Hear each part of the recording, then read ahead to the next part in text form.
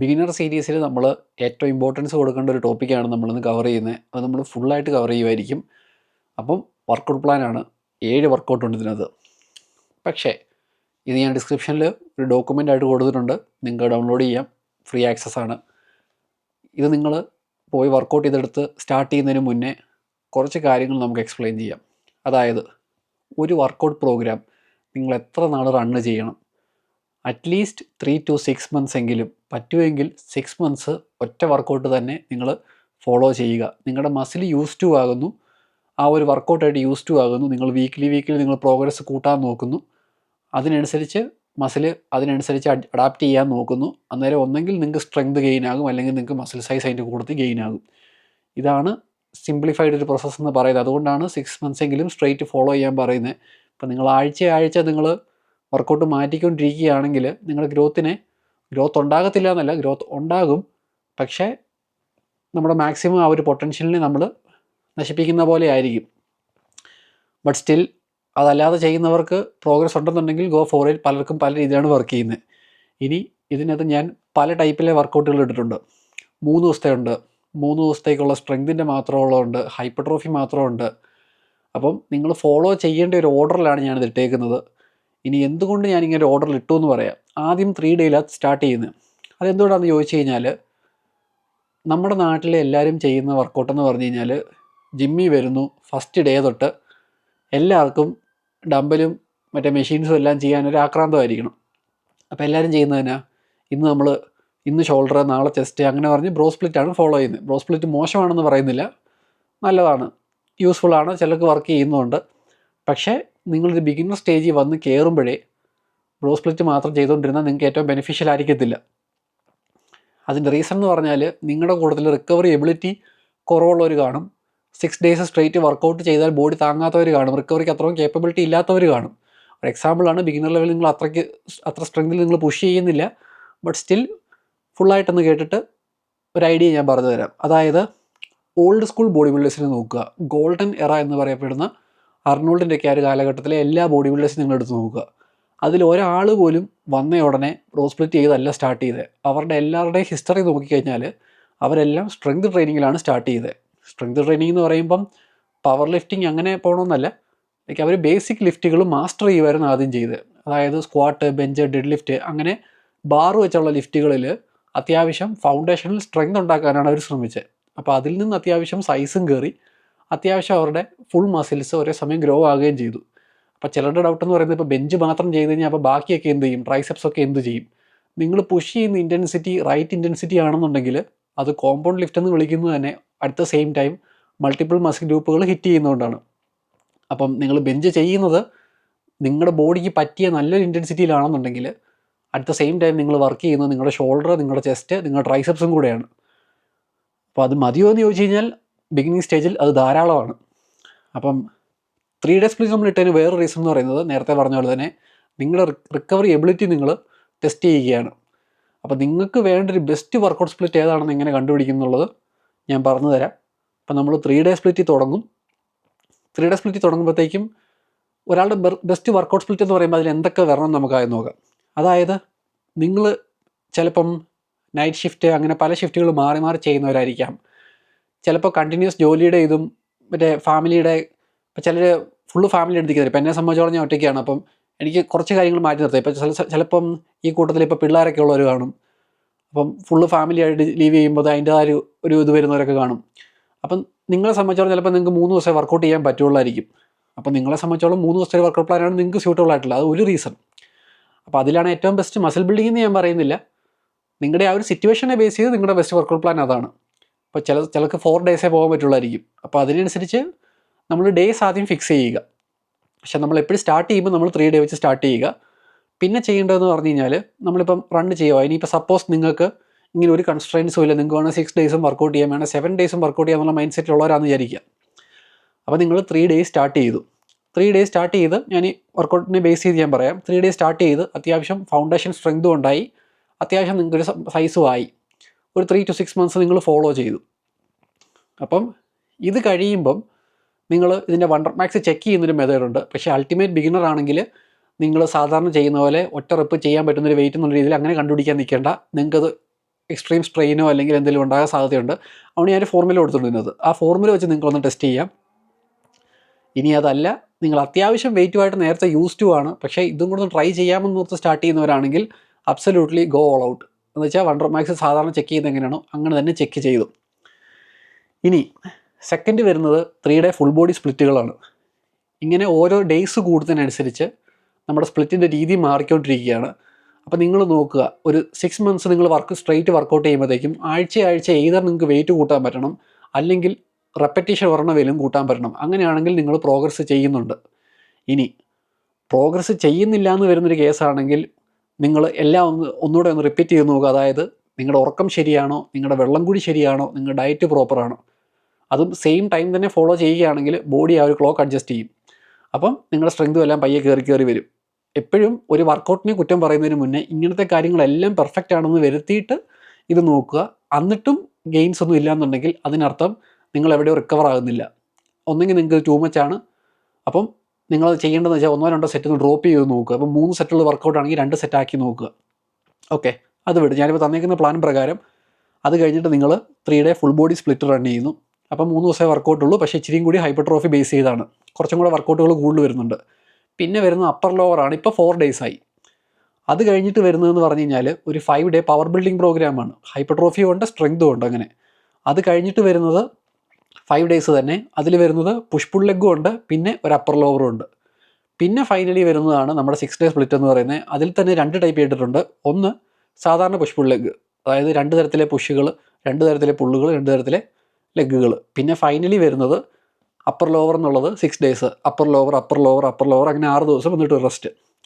അപ്പോൾ ഇതിൽ നിന്നെല്ലാം നിങ്ങൾ മനസ്സിലാക്കേണ്ടത്, ഓരോ പ്രോഗ്രാമും 3 to 6 മന്ത്സ് റൺ ചെയ്യുമ്പം 6 മന്ത്സ് ആണ് ഞാൻ റെക്കമെൻഡ് ചെയ്യുന്നത്. അൾട്ടിമേറ്റ്ലി നിങ്ങളുടെ ചോയ്സാണ്. നിങ്ങളുടെ ബോഡി എങ്ങനെ റെസ്പോണ്ട് ചെയ്യുന്നു അതിനനുസരിച്ച് നിങ്ങൾ മാറ്റി കൊടുക്കുക.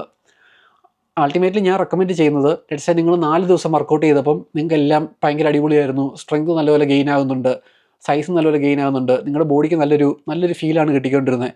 പക്ഷേ നിങ്ങൾ 5 ഡേ ചെയ്യാൻ തുടങ്ങിയപ്പോൾ തൊട്ട് നിങ്ങളുടെ ബോഡി ഭയങ്കര ടയേർഡാണ്, നിങ്ങളെ കൊണ്ട് മാനേജ് ചെയ്യാൻ പറ്റുന്നില്ല, ഭയങ്കര വെയിറ്റ് പോലെ തോന്നുന്നു, ആഴ്ച നമുക്ക് വെയിറ്റ് കൂട്ടാനും പറ്റുന്നില്ല, ഭയങ്കര ഡീമോട്ടിവേറ്റഡ് ആകുന്ന എന്നുവെച്ചാൽ ബോഡി റിക്കവർ ആകാതെ ഡീമോട്ടിവേറ്റഡ് ആകുന്നതിനെ പറ്റിയാണ് പറയുന്നത്. അപ്പം നമുക്ക് ആ ഒരു ഫീല് കിട്ടാൻ തുടങ്ങുമ്പോൾ നമുക്ക് മനസ്സിലാക്കിക്കോ, ഇത്രയും വോളിയം നമ്മുടെ ബോഡിക്ക് താങ്ങാൻ പറ്റുന്നതല്ല. ഇതൊരു എക്സാമ്പിളാണ്. ഇത് പലർക്കും പലതായിരിക്കും. ചിലർക്ക് 6 ഡേ പുഷ് ചെയ്യാൻ പറ്റും, ചിലർക്ക് 5 ഡേ പുഷ് ചെയ്യാൻ പറ്റുള്ളൂ. ഇനി ഇതിന് പക്കാ ഒരു ഉദാഹരണം വേണമെന്നുണ്ടെങ്കിൽ, ടോം ബ്ലാറ്റ്സിന് ഒരു ഇൻ്റർവ്യൂ ടോം ബ്ലാറ്റ്സ് പറഞ്ഞിട്ടുണ്ട്.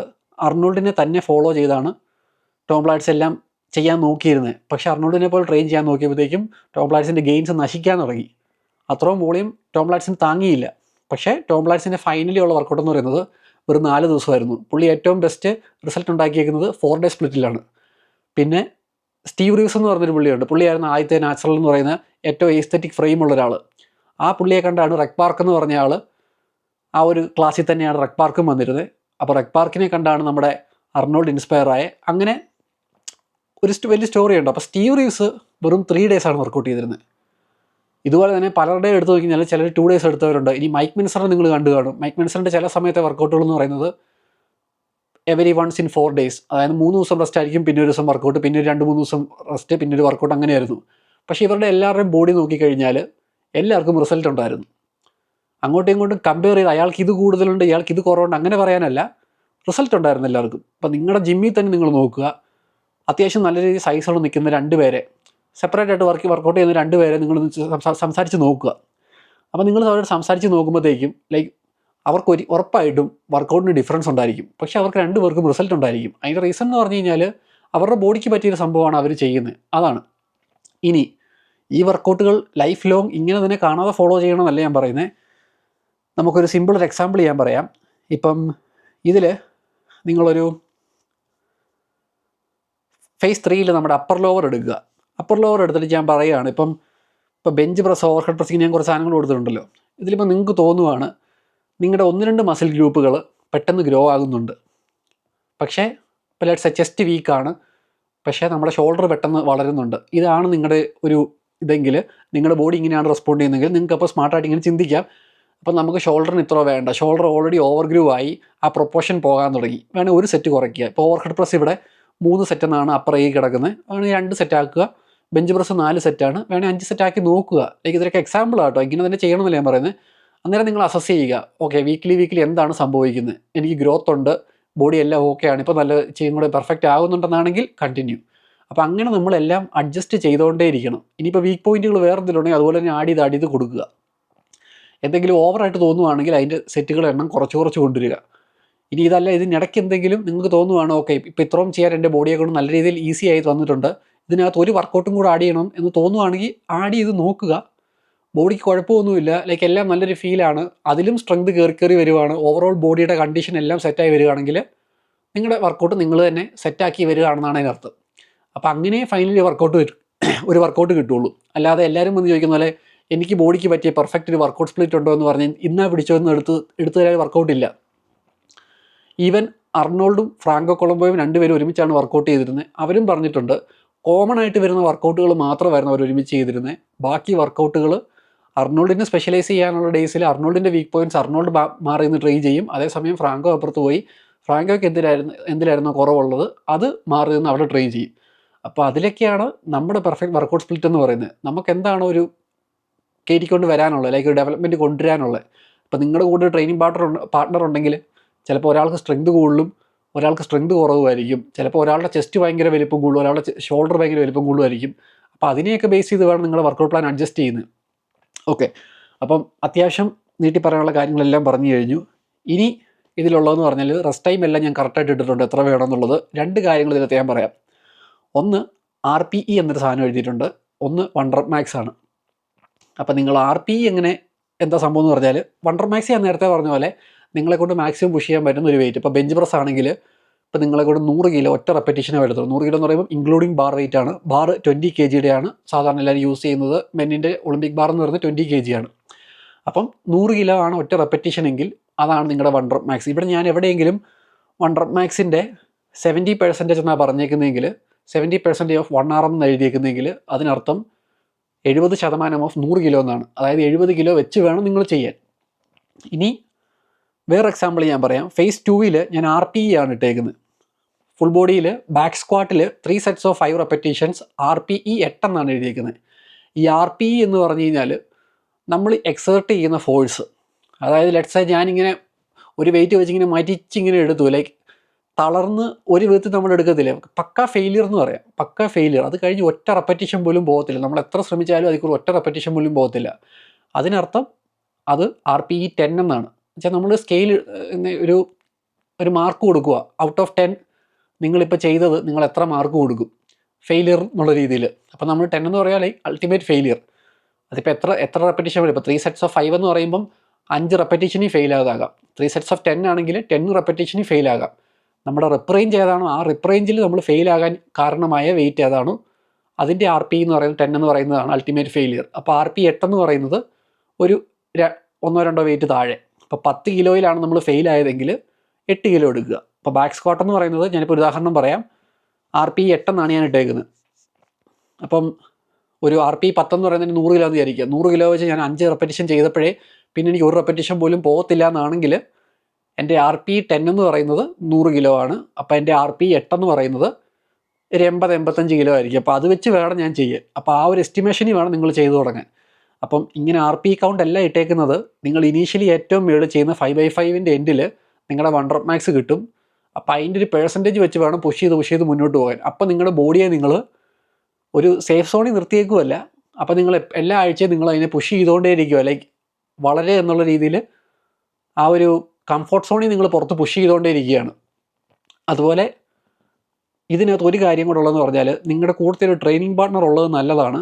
പക്ഷേ നിങ്ങൾ അങ്ങോട്ടും ഇങ്ങോട്ടും ഈ പറഞ്ഞേക്കുന്ന റെസ്റ്റ് ടൈം അല്ലാതെ ചിലപ്പം ബ്രീത്ത് എടുക്കാൻ ഇച്ചിരി കൂടെ താമസം വന്നെങ്കിൽ കുറച്ചും കൂടെ എക്സ്ട്രാ ടൈം എടുക്കുക. അതല്ലാതെ നിങ്ങൾ അങ്ങോട്ടും ഇങ്ങോട്ടും സംസാരിച്ച് സമയം കളയരുത്.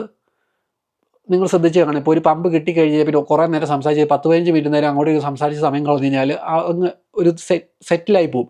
അത് കഴിഞ്ഞ് തിരിച്ച് ആ പമ്പ് കൊണ്ടുവരാമെന്ന് പറയുന്നത് അത്ര എളുപ്പമല്ല.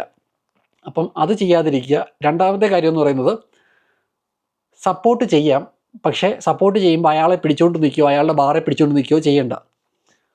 അതല്ലാതെ ചെയ്യാൻ പറ്റുന്നൊരു വെയിറ്റ് വെച്ച് ചെയ്താൽ മതി. ലെറ്റ്സ് നിങ്ങൾ ബെഞ്ച് ചെയ്യുവാണ്, ബെഞ്ച് ചെയ്യുമ്പോൾ ഒരാൾ ഇങ്ങനെ പിടിച്ച് ഇങ്ങനെ പൊക്കിക്കൊണ്ടിരിക്കേണ്ട കാര്യമില്ല. ഇപ്പോൾ ബെഞ്ച് പ്രസ് ചെയ്യാൻ നേരമുള്ള വെയിറ്റ് ആണെങ്കിൽ ലൈക്ക് അയാളെ കൊണ്ട് തന്നെ ഹോൾഡ് ചെയ്യാൻ പറ്റണം. ലെറ്റ്സ് അയാൾ ഫെയിലായി, അയാൾ ചെസ്റ്റെ കൊണ്ട് വെക്കുമ്പോൾ ഒരാൾ പുറകെ കാണണം. ഇനി പൊക്കാൻ പറ്റത്തില്ല എന്ന് ഉറപ്പുള്ള ആ ഒരു സിറ്റുവേഷനിൽ ചെസ്റ്റേന്ന് പൊക്കി എടുത്ത് വെച്ച് തിരിച്ചു വെക്കാൻ മാത്രം ഹെൽപ്പ് ചെയ്യുക. അങ്ങനെ ആയിരിക്കണം സപ്പോർട്ട് എന്ന് പറയുന്നത്. ഇനി അതല്ല, ഒരു റെപ്പ് നമ്മൾ കംപ്ലീറ്റ് ചെയ്യാൻ നോക്കുമ്പോൾ അയാൾ സ്ട്രഗിൾ ചെയ്യുകയാണെങ്കിൽ ജസ്റ്റ് ചെറുതായിട്ടൊന്ന് ടച്ച് ചെയ്ത് പയ്യെ ഫോഴ്സ് കൂട്ടിക്കൊണ്ട് വരിക. മൊത്തം കൈ പിടിച്ച് ഒറ്റ വലിച്ച് വെച്ച് പൊക്കരുത്, അങ്ങനെ ചെയ്യരുത്. അതുപോലെ തന്നെ ഇനി ഒരു റെപ്പും കൂടെ ചെയ്യാൻ പറ്റുമെന്ന് അയാൾ പറയുകയാണെങ്കിൽ, അങ്ങനെ സ്ട്രഗിൾ ചെയ്യുകയാണെന്നുണ്ടെങ്കിൽ ഇതുപോലെ തന്നെ ചെറിയ സപ്പോർട്ടേ കൊടുക്കാവുള്ളൂ. ഒരിക്കലും ഫുള്ളായിട്ട് പിടിച്ച് വലിച്ച് പൊക്കരുത്. ഇനി അയാൾ ഫെയിലായെങ്കിൽ എപ്പോഴും ചെയ്യേണ്ടത്, നിങ്ങളാണെങ്കിലും പേഴ്സണലി ചെയ്യുമ്പം നിങ്ങൾ ഫെയിലാകുമെന്ന് ഉറപ്പുണ്ടെങ്കിൽ ലൈക്ക് നമ്മളെ കൊണ്ട് പയ്യെ താഴോട്ട് വെക്കാൻ പറ്റും, തിരിച്ച് കയറ്റി വെക്കാനും നമ്മളെ കൊണ്ട് പറ്റാത്തുള്ളൂ. അപ്പോൾ പയ്യെ നമ്മുടെ ചെസ്റ്റിലോട്ട് തന്നെ വെച്ചേക്കുക. ആ പുറകെ നിൽക്കുന്ന ആളെ കൊണ്ട് എന്നിട്ട് വലിച്ചെടുത്ത് മേളിൽ വെപ്പിച്ചാൽ മതി. അപ്പം എല്ലാ വർക്കൗട്ട് പ്ലാനും തന്നിട്ടുണ്ട്. ഇത് 3 to 6 months ഓരോന്നും ഫോളോ ചെയ്യാൻ പറ്റുമെങ്കിൽ ഏറ്റവും ബെസ്റ്റ്. പിന്നെ RPE തന്നിട്ടുണ്ട്, വണ്ടർ മാക്സ് തന്നിട്ടുണ്ട്, പിന്നെ റെസ്റ്റ് ടൈം ഉണ്ട്, പിന്നെ അധികമൊന്നുമില്ല. ഇനി പ്രോഗ്രസീവ് ഓവർലോഡ് ഞാൻ വേണമെങ്കിൽ ഒന്നുകൂടെ റിപ്പീറ്റ് ചെയ്യാം. ഈ ആഴ്ച നിങ്ങൾ 10 കിലോയുടെ 4 സെറ്റ് ചെയ്തെങ്കിൽ അടുത്ത ആഴ്ച വരുമ്പം അതെല്ലാം 12.5 ആക്കാൻ പറ്റുമോ നോക്കുക. ഇല്ലെങ്കിൽ ലാസ്റ്റത്തെ ഒരു സെറ്റ് മാത്രം 12.5 ആക്കാൻ നോക്കുക. അങ്ങനെ വീക്ക്ലി ഇൻക്രീസ് ചെയ്യാൻ നോക്കുക വെയിറ്റ്. പക്ഷേ വെയിറ്റ് കൂട്ടാൻ നോക്കാൻ നേരം നിങ്ങളുടെ ഫോം ഭയങ്കരമായിട്ടും പോകുന്നുണ്ടെങ്കിൽ വെയിറ്റ് കൂട്ടാൻ നിൽക്കേണ്ട, 1-2 റെപ്പറ്റീഷൻസ് കൂട്ടിയാലും മതി. അപ്പം ഇത്രയും വർക്കൗട്ട് ഞാൻ നിങ്ങൾക്ക് തന്നിട്ടുണ്ട്, ബാക്കിയെല്ലാം നിങ്ങളുടെ കയ്യിലാണ്. ഇതിലെന്തെങ്കിലും ഡീറ്റെയിൽ ആയിട്ടൊരു ഡൗട്ട് ഉണ്ടെന്നുണ്ടെങ്കിൽ ജസ്റ്റ് കമൻസിൽ അറിയിക്കുക. അതുപോലെ തന്നെ ഒരു വർക്കൗട്ടും സുപ്പീരിയറും അല്ല, ഒരു വർക്കൗട്ടും ഇൻഫീരിയറും അല്ല. എല്ലാ വർക്കൗട്ടും അതിന് വാല്യൂ ഉണ്ട്. ഇപ്പം ചിലർ ആഴ്ച 2 ദിവസം മാത്രം വർക്കൗട്ട് ചെയ്യുന്നവരാണ്, ചില ദിവസം ആഴ്ചയിൽ 3 ദിവസം മാത്രം വർക്കൗട്ട് ചെയ്യുന്നവരാണ്. ഇതിൽ ഒന്നിനും നമുക്ക് കുറ്റം പറയാൻ പറ്റത്തില്ല. എല്ലാത്തിനും അതിൻ്റേതായ ഇതുണ്ട്, ഒരു പവറുണ്ട്. കാരണം എൻ്റെ ബോഡിക്ക് വർക്ക് ചെയ്യുന്നൊരു കാര്യമല്ല വേറൊരാളുടെ ബോഡിക്ക് വർക്ക് ചെയ്യുന്നത്. അപ്പോൾ അത് മനസ്സിലാക്കി കഴിഞ്ഞാൽ ഭയങ്കര സിമ്പിളാണ്. ചിലർ പറയും ബ്രോ സ്പ്ലിറ്റ് കൊള്ളത്തില്ല, ചിലർ പറയും പുഷ് പുൾ ലെഗ് ടൂ മച്ചാണ്, ചിലർ പറയും ചിലർ രാവിലെയും വൈകിട്ടും വർക്കൗട്ട് ചെയ്ത് 6 ദിവസം വർക്കൗട്ട് ചെയ്യുന്നത് അത് ടൂ മച്ചാണെന്ന് പറയും. അതൊന്നും ഒരിക്കലും ടൂ മച്ച് അല്ല. ലൈക്ക് അയാളുടെ ബോഡിക്ക് ഇത് വർക്ക് ചെയ്യുന്നുണ്ടെങ്കിൽ അയാൾക്കത് പെർഫെക്റ്റ് ആണ്. നമ്മളത് ജഡ്ജ് ചെയ്യരുത്. അയാൾക്ക് റിസൾട്ടും ഉണ്ട്. ഇപ്പം ഞാൻ പറഞ്ഞില്ല, അന്നും ഇന്നും അർണോൾഡും മൈക്ക് മെൻസർ എന്നുള്ള അവരുടെ 2 പേരും കൺസെപ്റ്റ് തമ്മിലടിയാണ്, പക്ഷേ 2 പേർക്കും റിസൾട്ട് ഉണ്ടായിരുന്നു. സോ പുള്ളി പറഞ്ഞത് ശരിയാണ്. കാരണം പുള്ളിക്ക് വർക്ക് ചെയ്ത കാര്യമാണ് 6 ഡേ സ്പ്ലിറ്റ്, ഓവർ ട്രെയിനിങ്. ഇപ്പുറത്ത് മൈക്ക് മെൻസറിന് വർക്ക് ചെയ്ത കാര്യമാണ് മൈക്ക് മെൻസർ പറഞ്ഞേക്കുന്നത്. അതുപോലെ ടോം ബ്ലാറ്റ്സ് ഇടയ്ക്ക് പറഞ്ഞ കാര്യമാണ് ടോം ബ്ലാറ്റ്സ് വർക്ക് ചെയ്തേക്കുന്നത്. ഇതുപോലെ ഫ്രാങ്ക്സൈൻ്റെ വർക്കൗട്ട് ആണെങ്കിലും എൻ്റയർലി ഡിഫറൻ്റ് ആണ്.